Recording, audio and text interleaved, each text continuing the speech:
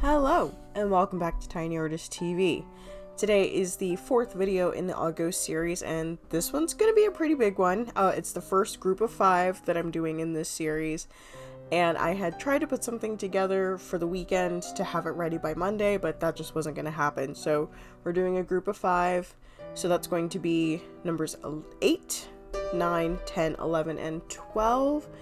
So let's see what I have in store for today's prompts, and these are going to be individual prompts, even though some of them sort of go together. Well, a couple of them really go together, but I will be doing 5 individual just sketches because that is the, no pun intended, spirit of this daily drawing challenge, is they're supposed to be sketches, and I have a habit of taking things too seriously, so I'm going to scale back what I have been doing and just do some quick little ideation. So let's go ahead and get into it. Now, what I really mean when I say I'm scaling it back to simple ideation, I mean I'm focusing on line art instead of doing line art and a huge coloring situation, especially since the last one was like a full colored illustration. These are just going to be nice, clean line art, again in the style that I had done for the 2020 AuGhost ones. That I have the physical copies of them, and maybe I'll re-release them and do like a AuGhost 2020 tour if I remember what the prompts are. But these are just going to be nice, clean line art, maybe one color or a gradient, but nothing big like what I did with the last video, for sure, because ain't nobody got time for that, especially not me. I have a dog to take care of, I have a house to take care of, I'm busy. But this first prompt is sort of in line with a unofficial tradition that I've adopted for this series. So of course 8, I could have done, 8 little figures, but I thought of the Jorogumo, which I did for 2019. I didn't do one for 2020, but I did do a Jorogumo for my color palette challenge back in 2023, and so this will be my third one. And if you don't know what that is, here's a little story time to explain what the Jorogumo is. It is a yokai. It is a demon spider woman.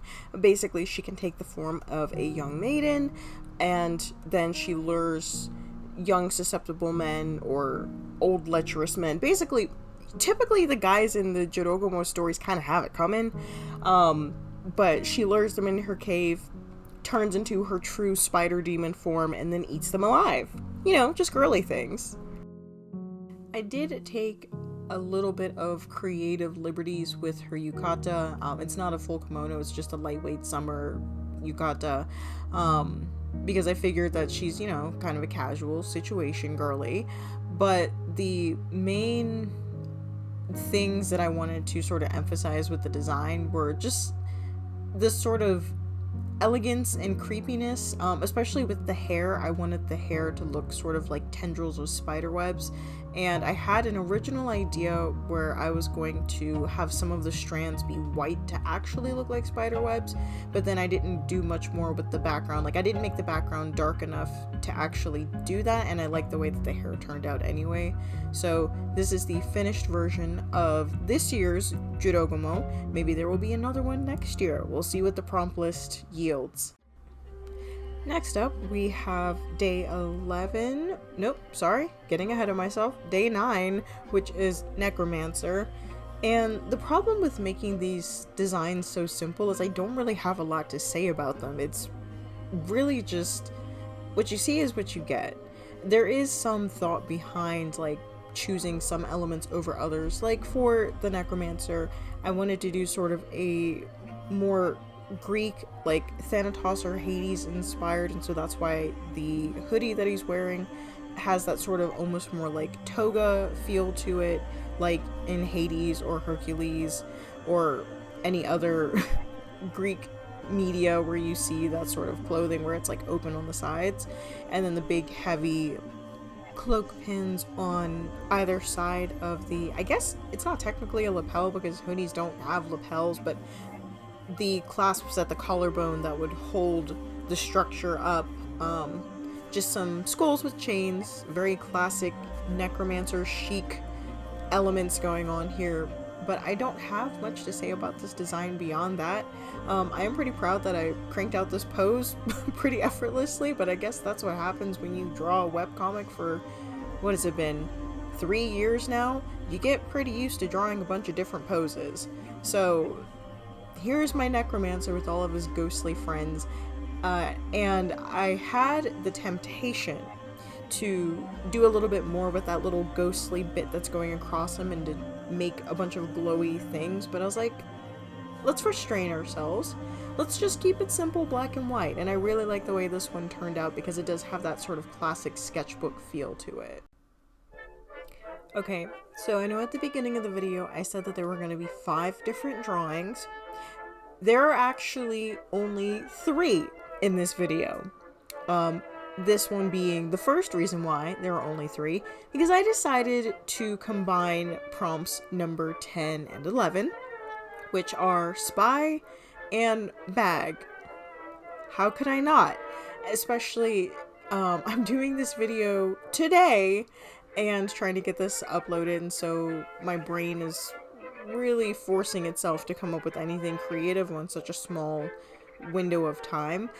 And I just went completely silly with this one. I just did a little spy ghost and then this sort of, I know in the last video I said rubber hose. This one actually is obviously actually rubber hose inspired, because this is such a, to me, a silly idea of a ghost who's a spy.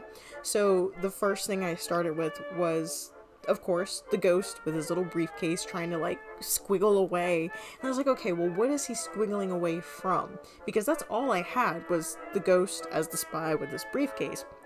So then I was like, okay, well, I'm just going to combine the 2 prompts together and have this enemy cell ghost coming out of a shopping bag. So in my mind, this pair of spy and antagonist, he's trying to bust a shoplifting ring or just like something silly like that. And so the ghost that's coming out of the shopping bag is sort of the big Don ghost, who is like the leader of the crime syndicate who's doing the shoplifting, and he's uncovering this ring, and the big Don boss ghost guy is obviously not happy about it. And so I do some effects with it, or try to do some effects that make it feel like an old style, like Looney Tunes-esque poster. There actually is this one specific brush that I'm using now, and I'm trying to decide what color makes it feel that old timey feeling without being like too in the way, and I decided to just go with the black and white, put a nice little frame on it, and this is for prompts 10 and 11. And as mentioned, this is the last drawing for today's video, because prompt 12 is brimstone. What am I supposed to do with that? For those of you that don't know what brimstone is, it's sulfur. So if anybody has any ideas of what to do with that, anything, put it down in the comments.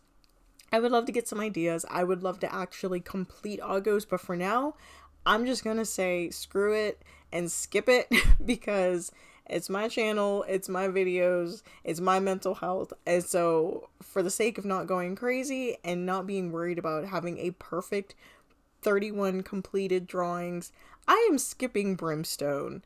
So that is it for today's video. I hope you have, once again, enjoyed these little concoctions, these little sketches that I've come up with, and the little stories behind them. But until next time, I'll see you guys later. Have a weird day.